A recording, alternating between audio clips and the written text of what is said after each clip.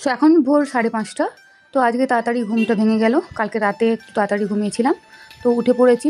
উঠে পড়ে ভাবলাম যে আজকে একটু মর্নিং ওয়াকের জন্য বেরিয়ে পড়ি। আর উঠে দেখলাম যে বৃষ্টিটা একটু বন্ধ হয়ে গেছে, ধীরে ধীরে হচ্ছে। তো সেই জন্য আমরা এখন মর্নিং ওয়াকের জন্য বেরিয়ে পড়ছি, আমি আর আমার বর। তো রাস্তায় হাঁটতে হাঁটতে যাচ্ছি। এই যে ফুলের গাছগুলো দেখছেন, এখানে থেকে কিন্তু আমরা আমাদের বাড়ির পুজোর জন্য মাঝে মাঝে ফুল সংগ্রহ করে থাকি। আর ভোরের দিকে দেখুন পরিবেশটা কত সুন্দর লাগছে। আর হাঁটতে হাঁটতে আমরা এখন চলে আসছি আমাদের পুরনো বাড়িতে। এখানে গাছে প্রচুর পেয়ারা হয়েছে। বর্ষাতে বৃষ্টি জল পড়ার জন্য পেয়ারাগুলো সব পেকেও গিয়েছে। ভাবছিলাম আমি নিজেই পেয়ারা পারবো, কিন্তু বাড়িতে ছিল কাকু। তো কাকুই উঠে গেছে পেয়ারা পাড়ার জন্য। কাকু এখন পেয়ারা পাড়ছে। আর এমন বৃষ্টি দেখুন, পেয়ারা গাছে ওঠে 10 মিনিটও হয়নি, সঙ্গে সঙ্গে এত বৃষ্টি শুরু হয়েছে। দেখুন উঠানটা পুরো জলে ডুবে গেছে। আমরাও আটকে গেছি, ওখানে আসতে পারিনি, ওয়েট করছিলাম। তারপর অগত্যা বৃষ্টিতে ভিজে ভিজে বাড়ির দিকে রওনা হলাম। নমস্কার, ডেলি লাইফ উইথ মৌ চ্যানেলের নতুন একটা ভিডিওতে আপনাদের সবাইকে স্বাগত। আশা করি আপনারা সবাই খুব ভালো আছেন, আমিও খুব ভালো আছি। আর এখন তো সকাল থেকেই বৃষ্টি হচ্ছে, সারা রাত বৃষ্টি হয়েছিল, এখনও বৃষ্টি হচ্ছে। তো এখন এই বৃষ্টিতে ওয়েদারও খুব খারাপ, চারদিকে জল জমে বন্যার মতো পরিস্থিতি হয়ে গেছে।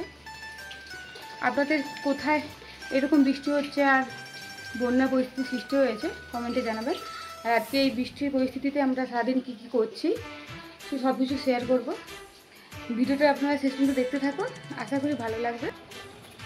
ওখানে বৃষ্টির জন্য আমরা আটকেছিলাম। তারপর যখন দেখলাম বৃষ্টি বন্ধ হচ্ছে না, তখন বৃষ্টির মধ্যেই আমি আর আমার বর দুজনেই চলে এলাম। আর রাস্তায় আস্তে আস্তে বৃষ্টিতে ভিজে গিয়েছিলাম, তাই এসে ড্রেসটা চেঞ্জ করে নিলাম। আর এখন ছাদে আসছি পোশাকগুলো মেলে দেওয়ার জন্য। আর এত বৃষ্টি যে আমাদের ছাদে জল জমে যায়, ওই জলটা এখন আমি একটু পরিষ্কার করার চেষ্টা করছি। কারণ প্রতিদিন বৃষ্টি হচ্ছে, প্রতিদিনই জল জমছে। যতই আমি পরিষ্কার করি না কেন, ও আবার জল জমে যাবে। তাও একটু করলাম, নাহলে নিজেদেরই ব্যবহার করতে অসুবিধা হয়। যতটা সম্ভব পারলাম জলটা আমি পরিষ্কার করার চেষ্টা করলাম। এরপর আমাকে নিচে যেতে হবে। আর এই বৃষ্টির দিনে না একটু তেলে ভাজা ঝাল ঝাল কিছু মুখরোচক খাবার খেতেই বেশি ভালো লাগে। তার জন্য আমি এখন বানাচ্ছি পকোড়া। আজকে আমাদের টিফিনে এই পকোড়া দিয়ে মুড়ি খাওয়া হবে। আর এদিকে মা এই মুরলা মাছগুলোকে পরিষ্কার করে ধুয়ে নিচ্ছে, বাজার থেকে আনছে বাবা। আমার বর বসে গেছে পোশাক পরিষ্কার করতে। ছাদটা কিন্তু জলে এখনও ভর্তি আছে, কিছুটা পরিষ্কার হয়েছে তাও ভর্তি আছে। তো এখন পোশাক পরিষ্কার করছে। আর এই বর্ষার মধ্যে পোশাক ধুলেও শুকায় না, তাও না পরিষ্কার করলে তো নোংরাগুলো ব্যবহার করা যায় না। এখন দেখতে পাচ্ছেন এটা হচ্ছে আমার বাড়ির একদম সামনের পোর্শন। এই সামনের পোর্শনে আছে রাজ্য সড়ক। এখান দিয়ে বড় গাড়ি ছোটো গাড়ি সব গাড়ি যায়। আর পিছনে আছে ট্রেন লাইন এবং স্টেশন। তো আমি এই সব পরিবেশটা একটু ভালো করে ঘুরলাম, ঘুরে নিচে চলে এলাম।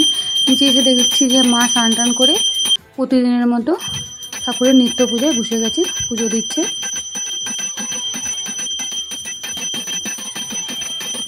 কালকে আমাদের বাড়িতে একটা বিশেষ অনুষ্ঠান আছে, তার জন্য এই সমস্ত জিনিসপত্র আগে থেকে আনা হয়েছে। আরও কিছু জিনিস আসবে। তো কালকে কী অনুষ্ঠান আছে আমি সেটা কালকে শেয়ার করব। তো কালকে ভিডিওটা আপনারা দেখবেন, তাহলে জানতে পারবেন। আর এখন আমি চলে আসছি রান্নাঘরে। রান্নাঘরে এসে রান্না বসিয়ে দিয়েছি। সবাই সবার কাজে ব্যস্ত, আর আমারও কাজ রান্না করা। তো আমি এখন সেই কাজই করে যাচ্ছি।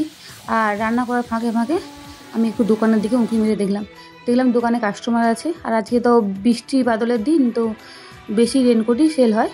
তো রেনকোটই কিনতে আসছে। আমি একটু উঁকি মেরে দেখে নিলাম। সব রকমই বিক্রি হয়, কিন্তু রেনকোটটা একটু বেশি বিক্রি হয়। আর কি, বর্ষা বাদলে মানুষকে তো বেরোতে হবে, তার জন্য তো ছাতা রেনকোট দরকারই হয়। তো রান্নাবান্না কমপ্লিট হয়ে গেছে, আমি স্নান সেরেও নিয়েছি। আর এদিকে মা এখন পেয়ারা মাখাচ্ছে, আমাদের বাড়ির গাছের পেয়ারা। ওই সকালবেলা যে পেয়ারাগুলো পাড়ছিলাম, আর আমি আর আমার বর এখন খাচ্ছি ওই পেয়ারা মাখা। পেয়ারা মাখা খেতে খেতে আমরা দুজনে গল্প করছি এবং বলছিলাম যে বাগানে নাকি নতুন কিছু গাছ লাগানো হয়েছে, তো চলো গিয়ে দেখে আসি। ও বলছে এই বর্ষার মধ্যে যাবে?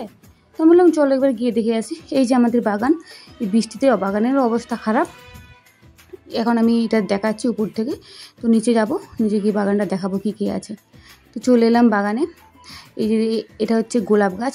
যখন আমাদের প্রথম মাটি পড়ে, তখন কিন্তু আমার একজন স্টুডেন্ট, ওর বাড়িতে গোলাপ গাছ ছিল ছাদে ভালো হচ্ছিল না দেখে আমাকে বলছিল যে বৌদি তুমি কি এটা লাগাবে? আমি বললাম দিয়ে যাও। তো ওই দিয়ে গিয়েছিলো।